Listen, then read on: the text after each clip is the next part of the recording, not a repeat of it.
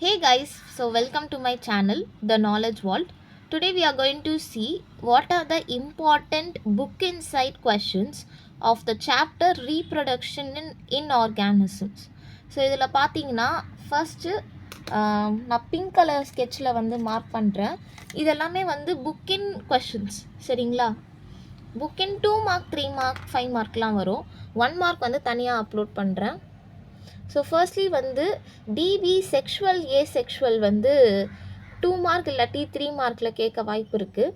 இங்கேருந்து நீங்களே பாயிண்ட்ஸ் வந்து கலெக்ட் பண்ணிக்கலாம். Like reproduction by a single parent, அப்புறம் இங்கே செக்ஷுவலுக்கு வந்து reproduction by the involvement of 2 gametes. அந்த மாதிரி வந்து நீங்களே வந்து டிபி செக்ஷுவல் ஏசெக்ஷுவலுக்கு வந்து நீங்கள் பாயிண்ட்ஸ் கலெக்ட் பண்ணிக்கலாம். ஒரு 3 பாயிண்ட்ஸ் எழுதுனா போதும். அதுக்கப்புறமா வந்து வாட் இஸ் ரீப்ரொடக்ஷன் கேட்க வாய்ப்பு இருக்குது. வாட் இஸ் ரீப்ரொடக்ஷன்னு. அதுக்கப்புறமா ஃபிஷன் டெஃபினிஷன் கேட்க வாய்ப்பு இருக்குது. பைனரி ஃபிஷன் கொஷின் நம்மளுக்கே தெரியும். இங்கே ஆரம்பித்து இங்கே வரைக்கும் இது வரைக்கும் பைனரி ஃபிஷன். இது ஃபுல்லாக வந்து பைனரி ஃபிஷனுக்கு வந்து படிச்சுக்கணும். இதுக்கு வந்து ஏதாவது எனி 2 டயக்ராம்ஸ் வரைஞ்சா போதும். இது ரெண்டும் தான் கொஞ்சம் ஈஸியாக இருக்கும். இதுவும் அப்புறம் இதுவும் இந்த 2 டயக்ராம்ஸ் மட்டும் வரைஞ்சா போதும். அதுக்கப்புறமா மல்டிபிள் ஃபிஷனும் வந்து ஒரு கொஷின் தான். மல்டிபிள் ஃபிஷனும் படிச்சுக்கணும். எக்ஸாம்பிள் வார்டி செல்லா வரைக்கும் படிச்சுக்கணும். அதுக்கப்புறமா என்சிஸ்மெண்ட் கொஷின்னு, இதுவுமே வந்து ரொம்ப இம்பார்ட்டண்ட்டான கொஷின். இது இம்பார்ட்டண்ட்னா டபுள் டிக் போடுறேன். இதுவுமே இம்பார்ட்டண்ட்டான கொஷின். அதே மாதிரி பைனரி ஃபிஷனுமே வந்து ரொம்ப இம்பார்ட்டண்ட்டான கொஷின் தான். ஸோ ஒரே நிமிஷம். அதுக்கப்புறமா வந்து ஸ்டாபியுலேஷன் கேட்டிருக்காங்க. ஸ்டாபியுலேஷனும் வந்து இம்பார்ட்டன்ட் கொஷின் தான். பின்னாடி இருக்குது அதோட ஆன்சர். இது வரைக்கும் இதுவுமே வந்து ஒரு இம்பார்ட்டன்ட் கொஷின் தான். அதுக்கப்புறமா பிளாஸ்மோடாமி வந்து 2 மார்க்காக கேட்பாங்க.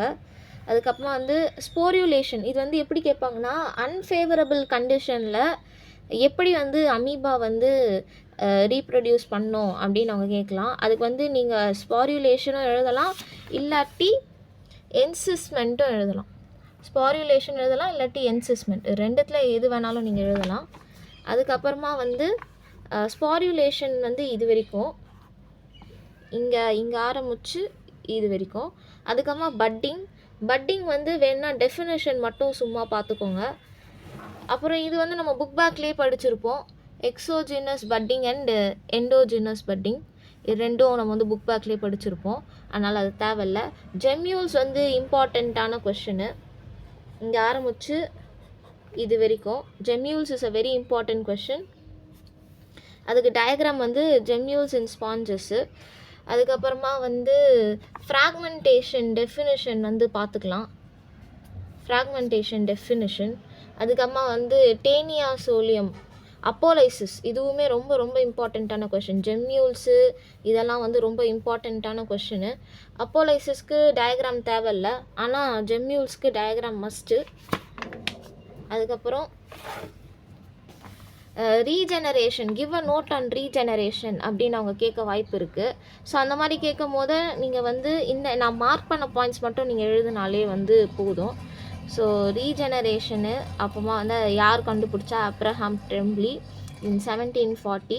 அப்புறமா வந்து அதில் வந்து நிறைய வகை இருக்குங்க இல்லையா. மார்ஃபலாக்சிஸ் டைப் ஆஃப் ரீஜெனரேஷன்னா என்ன, எபிமார்ஃபாசிஸ் டைப் ஆஃப் ரீஜெனரேஷன்னா என்ன, இது மட்டும் எழுதுனா போதும், மார்க் வந்துடும். அதுக்கப்புறமா வந்து சின்கேமினா என்ன அப்படின்னு கேட்க வாய்ப்பு இருக்குது. 1 செகண்ட், சாரி. சின்கேமினா என்ன அப்படின்னு கேட்க வாய்ப்பு இருக்குது.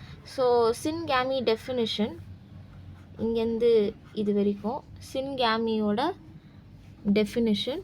அதுக்கப்புறமா வந்து எக்ஸ்டர்னல் ஃபர்டிலைசேஷன், இன்டர்னல் ஃபர்டிலைசேஷன், இதுவுமே வந்து நம்ம படிப்போம் ஏற்கனவே.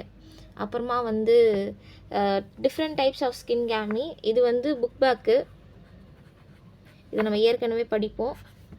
இது ஃபுல்லாக புக் பேக்கு இது வரைக்கும்.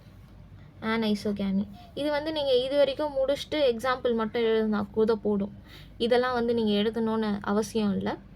கான்ஜுகேஷனும் வந்து ரொம்ப இம்பார்ட்டண்ட்டான ஒரு question. Conjugation is very very important. Conjugation phases of life சைக்கிளில் வந்து டிஃப்ரென்ஷியேஷனில் 2 படிப்பீங்க.